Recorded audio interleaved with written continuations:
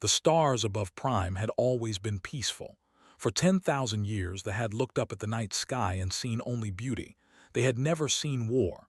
They had never needed to. Their world was soft, their gravity gentle, and their people kind. They built cities of crystal and light. They sang songs that lasted for days. They had forgotten what fear truly meant. Until today.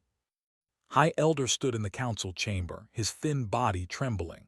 His wings, delicate and translucent like those of a moth, hung low against his back. Around him, the other elders whispered in panic. The screens before them showed something they could not understand. Ships, thousands of ships. They filled the darkness of space like a swarm of hungry insects. "What do they want?" asked one elder, her voice breaking. Already knew the answer. The Dominion did not negotiate. They did not trade. They consumed. Every species they encountered faced the same choice: become slaves or die. There were predators, cold-blooded and ruthless. Their empire stretched across 100 star systems, built on the bones of the weak. And now they had come for Prime. "We cannot fight them," said quietly. "We have no weapons, we have no soldiers, we have nothing." The room fell silent. They had no word for war. They had removed it from their language centuries ago, believing it was a concept they would never need. How foolish that seemed now. Counselor stepped forward. She was young for an elder, her compound eyes bright with fear. "There is one thing we can try," she said. "The beacon." Looked at her sharply. "The beacon has not been used in 3,000 years. We do not even know if it still works." "It is our only hope," replied.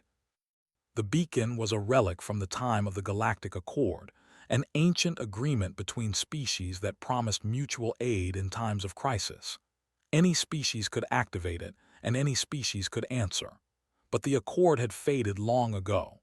Most species had forgotten it existed, and those who remembered had no reason to help strangers. Still had no other choice. He walked to the center of the chamber where a pedestal of black stone waited.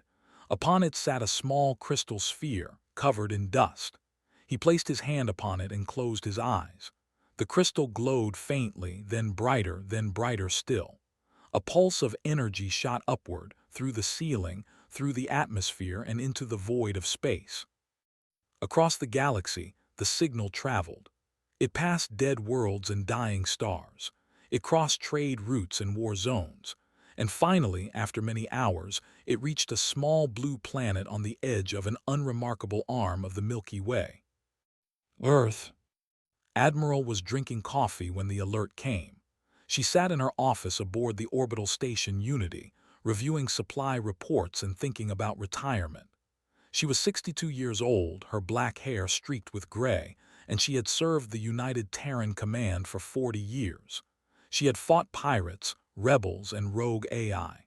She had never lost a battle. But she had never faced anything like this. Her aide, Captain Minu, entered without knocking. He was a tall man with sharp eyes and a calm voice that never wavered even in crisis. "Admiral," he said, "we have received a distress signal. Priority 1. Raised an eyebrow. "From whom?" "A species called there is under attack by the Dominion." Minu handed her a tablet. "The signal was sent using an old Galactic Accord beacon. They are asking for help." Read the report in silence. They were a Class 1 species, meaning they were fragile beyond belief. Low gravity, thin atmosphere, no natural defenses. They had never developed weapons because they had never needed them. They were artists, musicians, dreamers. And they were about to be destroyed. "How many ships?" asked. "Over 2,000. Set down her coffee. 2,000 warships was a massive force. They were not playing games. They wanted Prime, and they wanted it badly. "What assets do we have in range?" she asked. Minu hesitated. "The 7th Fleet is closest, but Admiral, they only have 120 ships." "That will not be enough." Stood and walked to the window. Below her, Earth turned slowly, blue and green and beautiful. Humanity had come so far. They had survived ice ages, plagues, and wars that nearly destroyed them. They had crawled out of the mud, built rockets, and reached the stars. And along the way, they had learned one important lesson. The universe was not kind. The universe was dark and cold and full of predators. But humans were predators too. "Wake the Leviathans," said. Minyu's eyes widened. "Admiral, the Leviathans have been in storage for 30 years. They were built for total war." "Yes," replied, "they were." She turned to face him, and there was something in her eyes that Minyu had never seen before. It was not anger. It was not fear. It was something older, something primal. It was the look of a wolf hearing a sheep cry for help. "Contact Mars Command. Tell them to activate all reserve fleets. I want every ship we have ready to launch within 6 hours." She paused. "And Minyu, send a message to the, tell them help is coming." Minyu saluted and left the room. Turned back to the window. Somewhere out there a species was dying. They had called out into the darkness, hoping someone would hear. They had no idea what they had summoned. Humans did not forget what it meant to be hunted. They remembered the tigers in the jungle, the wolves in the snow, the storms that tore villages apart. They remembered starvation and disease and the cruelty of nature, and they had survived all of it. They had conquered their world, then their solar system, then the stars beyond. The galaxy called humans. They meant it as an insult. They did not understand that it was a warning. On Prime, High Elder watched the fleet grow closer. His people prayed to gods they no longer believed in. They held each other and wept. They did not know if anyone had heard their cry. But someone had. And they were coming. The shipyards above Earth had been quiet for decades. The great docks floated in orbit like sleeping giants, their metal frames cold and still. Inside them rested the Leviathans, the largest warships humanity had ever built. Each one was over 5 kilometers long, bristling with weapons that could crack planets. They had been built during the First Contact War, when humanity learned that the galaxy was not empty and not friendly. Now they were waking up. Commander Park stood on the bridge of the, watching the systems come online one by one. The ship groaned around her as power flowed through ancient conduits. Lights flickered to life. Screens displayed diagnostics in green and white. There was a dreadnought-class carrier, capable of holding 2,000 fighters and enough firepower to destroy a moon. She had never thought she would command it. "All systems operational," reported Lieutenant Shin from his station. He was young, barely 25, with eager eyes and quick hands. He had trained his whole life for this, but training was nothing like reality. "Weapons are hot. Shields are charging. We are ready." Nodded slowly. "How many ships are joining us?" 512 confirmed. 12 Leviathans, 40 dreadnoughts, 100 cruisers, and the rest are destroyers and support vessels. Paused. "It is the largest fleet assembled since the war." Felt a cold weight settle in her chest. She was 40 years old, experienced and capable, but she had never led anything like this. None of them had. The last major conflict was before she was born. Still, she showed no fear. A commander could not afford to be afraid in front of her crew. "What do we know about the?" she asked. Dr. O stepped forward. She was the ship's chief medical officer and a small woman with gentle hands and a sharp mind. "They are extremely fragile," she said. "Their bones are hollow like birds. Their gravity is only 40% of Earth standard.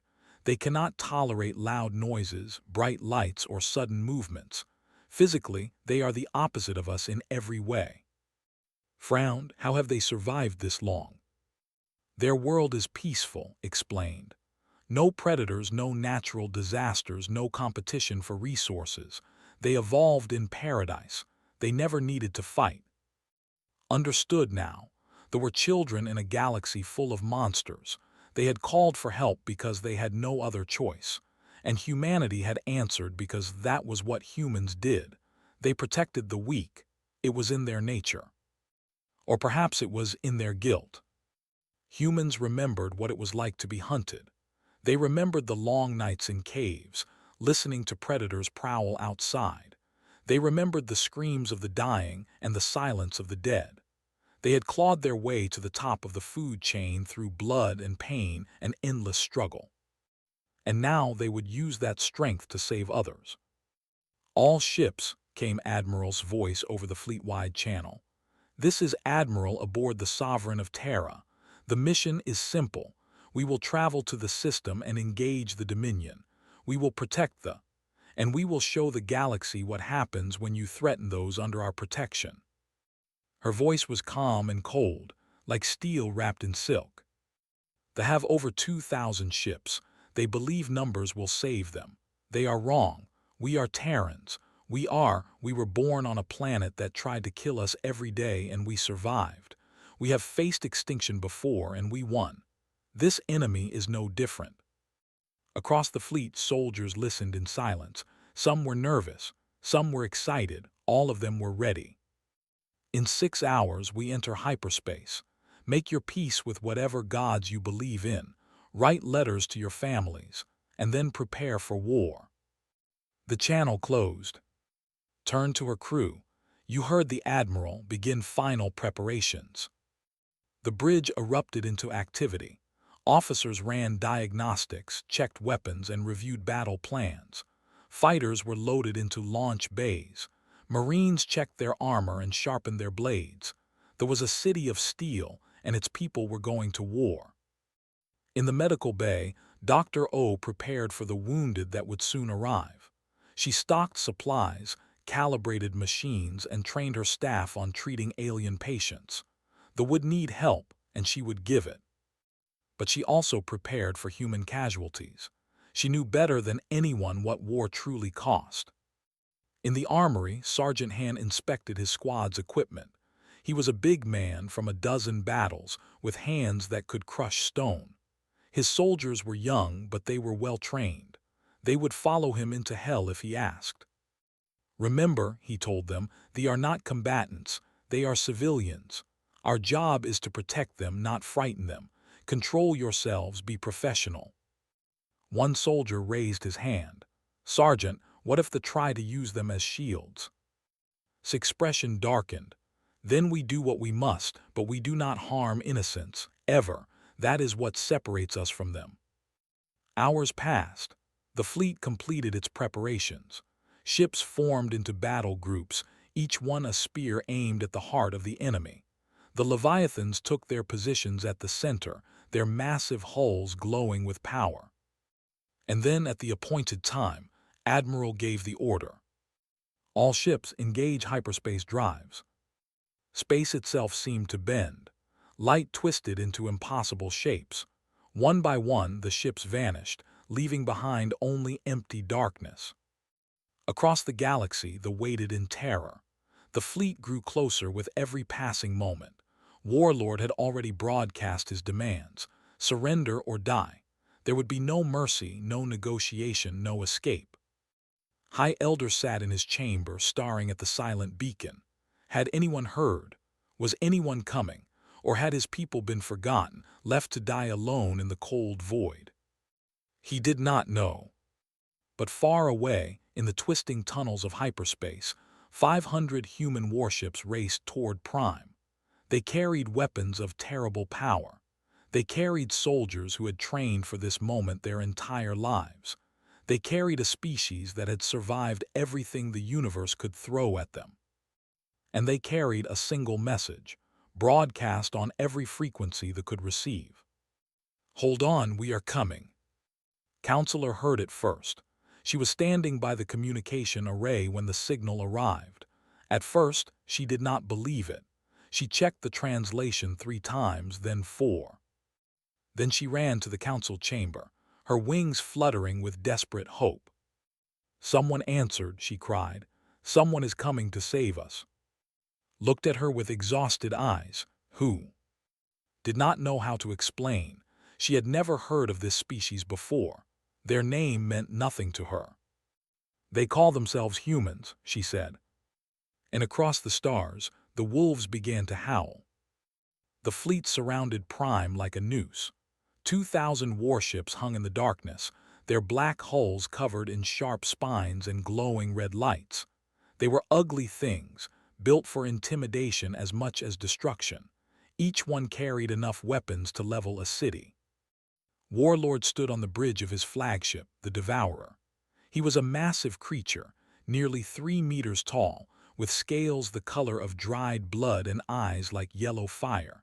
His claws clicked against the metal floor as he watched the planet below. Such a small world, such weak creatures.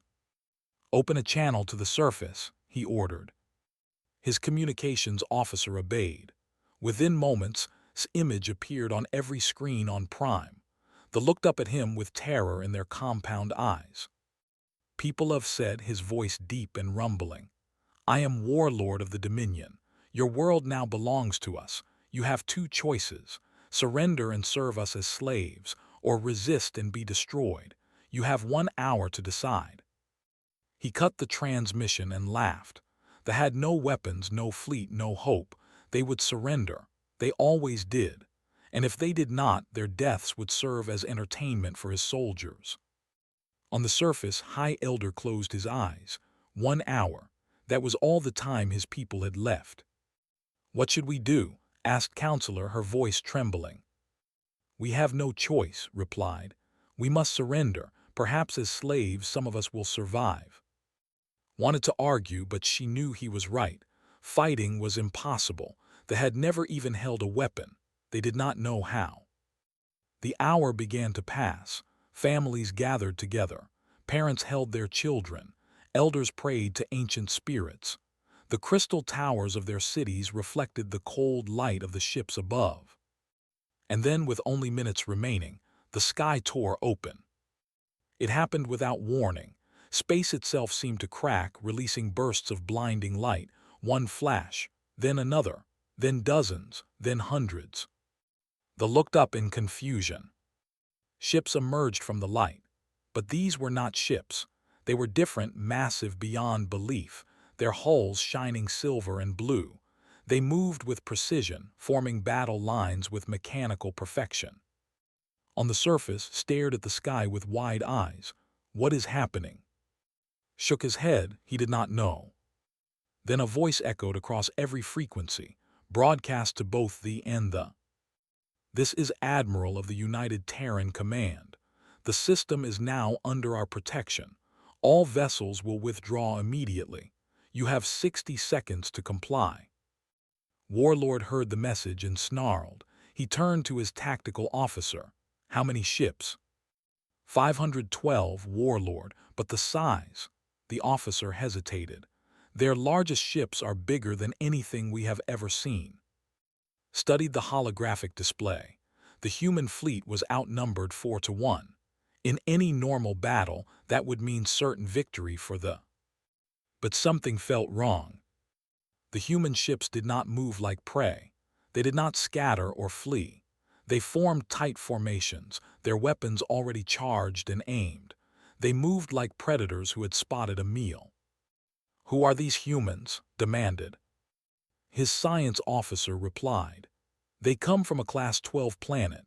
High gravity, toxic atmosphere, extreme weather, and abundant predators. By galactic standards, there should be uninhabitable." Laughed. "So they are survivors, good. That will make killing them more satisfying." He opened a channel to the human flagship.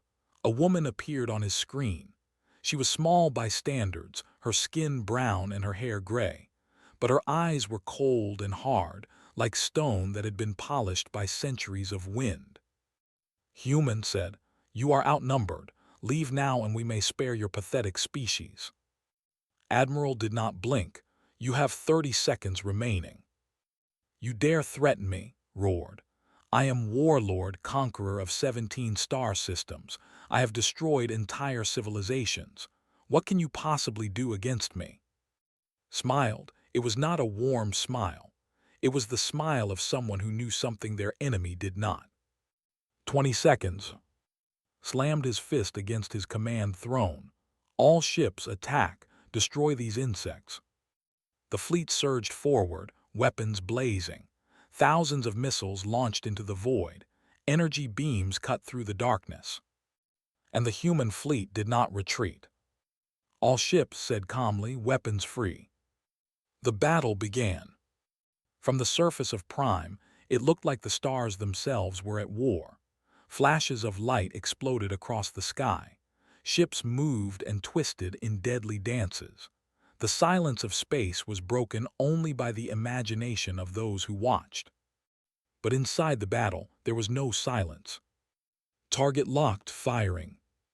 Enemy vessel destroyed. Squadron 3, form up on my wing. Boarding pods away. The human ships fought with terrifying efficiency. Their weapons struck with perfect accuracy. Their shields absorbed punishment that would have crippled vessels. Their fighters launched in swarms, each pilot trained to kill. Captain Minu stood at his station aboard the Sovereign of Terra, coordinating the battle. His hands moved across the controls with practiced ease. He had trained for this moment for 20 years. Every simulation, every drill, every sleepless night had led to this. "Admiral," he reported, "the enemy formation is breaking. They did not expect us to stand our ground." Nodded, "Press the advantage. Order the Leviathans to advance." The Leviathan-class dreadnoughts moved forward, their massive engines pushing them through space like ancient sea monsters. Their primary weapons charged, glowing with white-hot energy. And then they fired. Beams of pure destruction lanced across the void. Each shot vaporized a ship instantly. There was no explosion, no debris, just empty space where a vessel had been moments before. They had never seen anything like it. "What weapons are those?" a captain screamed before his ship disappeared. On the Devourer, Warlord watched his fleet die. Ship after ship vanished from his display. His numerical advantage meant nothing. The humans were not fighting like prey. They were fighting like hunters. For the first time in his long life, felt fear. "All ships," he ordered, his voice shaking, "retreat. Fall back to the rally point." But it was too late. The human fleet was already pursuing, their ships faster and more agile than they had believed possible. There was no escape. On the surface of Prime, Counselor watched the sky in stunned silence. The ships were fleeing. The monsters who had threatened to destroy her world were running away. "Who are these humans?" she whispered. Beside her, High Elder had no answer. He had lived for 200 years. He had studied the galaxy and its many species, but he had never seen anything like this. The humans were not just warriors. They were something else entirely. The battle above Prime had become a slaughter. Ships exploded like fireworks against the black canvas of space. Their formations had collapsed completely. Captains screamed orders that no one followed. Soldiers who had never known defeat now knew only panic. And through the chaos, the human fleet hunted them. Ensign flew her fighter through the wreckage of a destroyer. She was 23 years old, with quick reflexes and cold nerves. Her was Ghost because she moved through battle like a spirit, there one moment and gone the next. "Ghost to squadron," she said into her comm. "Form up. We are hitting the enemy flagship." 6 fighters joined her, their engines burning bright against the darkness. They wove between explosions and debris, dodging enemy fire with practiced ease. Ahead of them loomed the Devourer, Warlord's personal ship. "Targeting their hangar bay," reported. "All fighters follow my lead." The squadron dove toward the massive vessel. Anti-aircraft fire erupted around them, beams of red light cutting through space. One fighter was hit and exploded. Another took damage but kept flying. Did not slow down. She punched through the Devourer's shields and entered the hangar bay at full speed. Her fighter skidded across the metal floor, sparks flying in all directions. Before the soldiers could react, she had already jumped out, rifle in hand. The first to approach her died before he could raise his weapon. "Boarding party is inside," she reported, "beginning assault." On the surface of Prime, a different kind of battle was being fought. Sergeant Han led his Marines through the streets of the capital. They had dropped from orbit in armored pods, crashing into the ground like meteors. Now they moved through the Crystal City, searching for soldiers who had landed before the human fleet arrived. "Contact ahead," reported Corporal, the squad's medic. 12, moving toward the central plaza. Raised his fist, signaling the squad to stop. He studied the situation through his helmet's display. They were heading toward a group of civilians who had gathered near a fountain. They were easy prey. "We intercept," ordered. "Weapons hot, no survivors." The Marines moved like shadows. Their armor was black and silent, designed for exactly this kind of operation. They closed the distance in seconds. The never saw them coming. Hit the first soldier from behind, his armored fist crushing the creature's skull. His squad opened fire instantly, plasma bolts tearing through scales and flesh. They tried to return fire, but they were too slow, too surprised, too dead. The entire engagement lasted 4 seconds. Turned to the civilians. They stared at him with wide, terrified eyes. They had never seen violence before. They had never seen death. And now they had witnessed humans kill 12 enemies in the time it took to blink. "You are safe now," said, lowering his weapon. "Stay here, more help is coming." He did not know if they understood. He was not even sure they could speak, but he hoped his tone was comforting. Moved among the civilians, checking for injuries. One young had been struck during the chaos. Her wing was damaged, bent at an unnatural angle. She whimpered in pain but did not scream. "Hold still," said gently. "I will help you." He worked quickly, applying medicine and wrapping the wound with care. They watched him with confusion. She did not understand why this terrifying creature was being so gentle. "Why?" she whispered. "Why did you come?" Paused. It was a question he had asked himself during the long journey to this world. Why did humans travel across the galaxy to save strangers? Why did they risk their lives for species they had never met? "Because you asked for help," he said finally, "and we heard you." In the medical bay of the Dr. O worked without rest. Wounded soldiers arrived in waves, some with minor injuries, others barely clinging to life. She moved between them, giving orders, performing surgery, saving lives. But she also treated patients. They were so fragile, their bodies so different from humans. She had to adjust every procedure, every medication, every technique. Counselor appeared beside her, having been brought aboard for safety. She watched work with silent amazement. "You are a healer," observed. "Yes," replied without looking up. "I am a doctor." "But you are also a warrior species. How can you be both?" Finished stitching a wound and moved to the next patient. "We learned long ago that strength without compassion leads to destruction. We can kill, yes, but we can also heal. We can also protect." She glanced at. "That is what makes us human." Thought about this for a long moment. Her people had always believed that violence and kindness were opposites. You could be peaceful or you could be dangerous, but not both. Humans proved that belief wrong. In orbit, the battle was ending. The fleet had been reduced by half. Ships fled in every direction, abandoning their comrades, abandoning their mission, abandoning their pride. On the Devourer, Warlord fought for his life.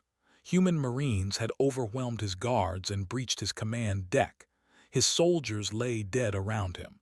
His ship was burning. Captain Minu stepped through the smoke, weapon raised. He found cornered, bleeding from a dozen wounds, his yellow eyes filled with hatred. "Surrender," Minu ordered. Laughed bitterly. "Do not surrender, we conquer or we die." "Then die." But Minu did not fire. Instead, he lowered his weapon. "No, you will live. You will return to your empire and tell them what happened here. Tell them that they are protected. Tell them that humanity has awakened. And tell them that if they ever threaten another innocent species again, we will find them." He stepped closer, his voice dropping to a whisper. "We will find them and we will end them." Stared at the human before him. He had conquered 17 star systems. He had killed millions. He had never feared anything in his life. Until now. What are you? He whispered. Minu's answer was simple. We are human. The devourer was captured, was taken prisoner, and across the system, the remaining ships fled into hyperspace, carrying with them stories that would spread across the galaxy. They had awakened, they had answered a cry for help, and they had won. On Prime, they emerged from their homes. They looked up at the sky, now filled with human ships instead of horrors. They did not understand what had happened. They did not know these strange, powerful creatures who had saved them. But for the first time in days, they felt hope. And somewhere in the fleet, Admiral allowed herself a small smile. The battle was over. They were safe. Now came the hard part, showing the galaxy what humanity truly was. 3 days had passed since the battle. The skies above Prime were quiet now. Human ships still patrolled the system, their sensors watching for any sign of return. But the danger had passed. The enemy was gone, their fleet shattered, their warlord in chains. On the surface, they tried to understand what had happened to them. High Elder walked through the streets of his capital. The crystal towers still stood, undamaged by the brief conflict. His people were alive. Their world was safe. And yet everything had changed. Everywhere he looked, he saw humans. They had established medical stations to treat the wounded. They had set up food distribution centers to help those who had fled their homes. They moved among them with surprising gentleness, speaking softly and moving slowly so as not to frighten them. These were the same creatures who had destroyed 2,000 warships in less than an hour. Found Admiral standing near the central fountain. She was watching a group of children play, their wings catching the light as they chased each other. Her expression was soft, almost sad. Admiral said, approaching carefully, "May I speak with you?" Turned to him. "Of course, High Elder, how can I help?" Struggled to find the right words. His people had never needed words for this. They had never experienced war, never been saved from destruction, never owed their existence to strangers. "I do not know how to thank you," he said finally. "My people have no concept for what you have done. We have no songs for this, no ceremonies, no traditions. We are lost." Smiled gently. "You do not need to thank us. We did what any decent species would do." "But that is not true," replied. "We sent our signal to the entire galaxy. Hundreds of species received it. Only you responded." Smile faded. She looked up at the sky, where her ships floated like guardian angels. The galaxy is full of species that have forgotten what it means to help others. They have grown comfortable in their isolation. They believe that if they ignore suffering, it will not touch them. She met's eyes. "We humans remember. We remember being weak and afraid. We remember being hunted. And we swore that if we ever had the power to help others, we would use it." Felt something stir in his chest. It was an emotion he had no name for. It was gratitude, yes, but also something deeper. Respect, admiration, perhaps even love. He bowed his head, the deepest gesture of honor his people knew. "Then we are forever in your debt." Reached out and lifted his chin, meeting his compound eyes with her dark ones. "We do not want your debt. We want your friendship. Stand with us, High Elder. Let your people know that they are not alone." Nodded slowly. "We will stand with you always." Across the galaxy, the news spread. The Dominion had been defeated. The peaceful had been saved. And the humans, though the monsters from Class 12 Earth, had answered a call for help. The Galactic Council convened an emergency session. Representatives from 100 species gathered in the Great Hall, their holographic forms flickering with tension. They had all heard the reports. They had all seen the footage. And they were all afraid. Ambassador represented humanity. She was a small woman with elegant clothes and sharp eyes. She walked into the council chamber with her head held high, flanked by 2 Marine guards whose armor gleamed in the artificial light. Council Arbiter, a tall being with silver skin and no face, called the session to order. "Ambassador, You and your species have caused quite a stir. Many here believe that humanity's actions were an act of war against a sovereign empire. Smiled politely. With respect, Arbiter, the Dominion was attempting to destroy an entire species. We merely stopped them. You destroyed over half their fleet, another representative shouted. You captured their supreme commander. You have humiliated a major galactic power. Yes, agreed, we did. The chamber fell silent. Stepped forward, her voice carrying to every corner of the room. Let me be clear. Humanity did not come to this galaxy to conquer. We did not come to dominate or enslave. We came because we believed that the stars held wonder and beauty and friends we had not yet met. She paused, letting her words sink in. But we also came with our history. We are a species forged in fire. Our world tried to kill us every day for millions of years. We survived ice ages, predators, diseases, and wars that nearly ended us. We learned that the universe is not kind. We learned that survival must be earned. Her voice hardened. And we learned that the strong have a duty to protect the weak. She turned to face the entire assembly. They called for help. They had no weapons, no fleet, no hope. They were going to die. And you, all of you, heard their cry and did nothing. Several representatives shifted uncomfortably. Humanity answered. We will always answer, and we will never apologize for it. Arbiter raised a hand. What are your terms, Ambassador? Pulled out a small data pad. First, the system is now under permanent Terran protection. Second, the Dominion will pay reparations for their attempted genocide. Third, any species that attacks helpless civilizations will be treated as an enemy of humanity. The chamber erupted in protest. Species shouted and argued, their voices overlapping in chaos. But remained calm. You can accept these terms, she said, or you can oppose us. But I suggest you look at what happened to them before making that decision. The protests faded. In the end, the council accepted. On Prime, Admiral prepared to leave. The fleet would return to Earth, leaving behind a small garrison to protect their mission was complete. Counselor found her at the spaceport, waiting for a shuttle. The young had something she needed to ask. Admiral, she said quietly, may I ask you something? Nodded.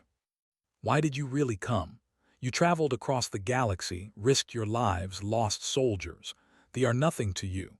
We have no resources, no technology, no strategic value. Why would you sacrifice so much for us? Was silent for a long moment.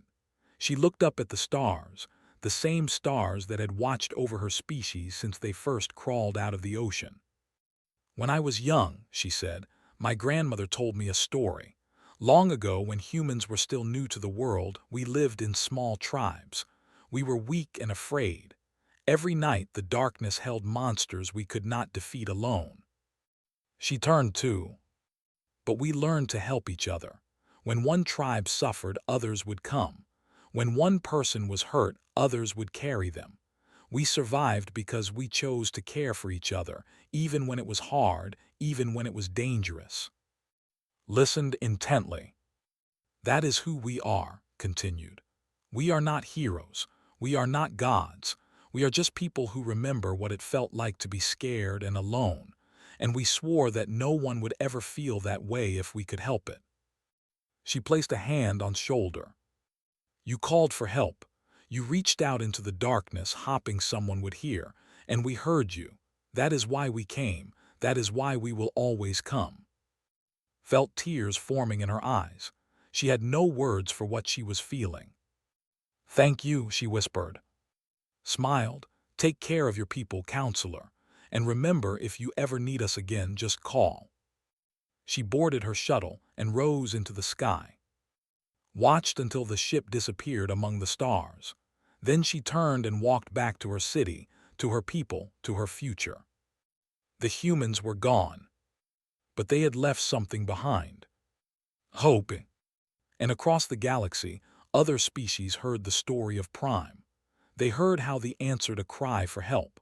They heard how humans fought like demons but cared like angels. And quietly, secretly, some of them began to hope too. Because now they knew the truth. In the darkness of space, there were monsters. But there were also guardians. And if you called, they would come.